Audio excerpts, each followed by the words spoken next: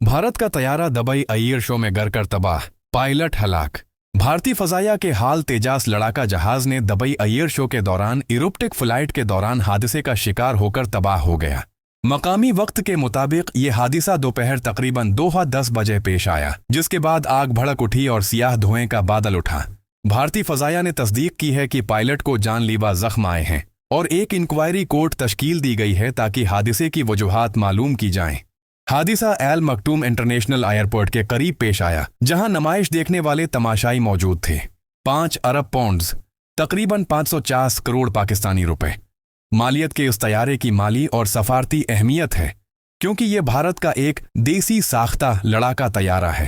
प्यारे सामीन व नाजरीन, ये हादिसा भारी माली नुकसान और सफारती जिल्लत के साथ भारत को दरपेश है, और ये वाकया भारत की फ़ज़ाई ताकत और उसकी दिफाई रियासती टेक्नोलॉजी पर सवालात भी खड़े करता है। ऐसे इवेंट्स की सलामती और उनकी जांच पहले से ज़्यादा ज़रूरी हो गई है। ये है रेडियो जीवे पाकिस्तान डिजिटल।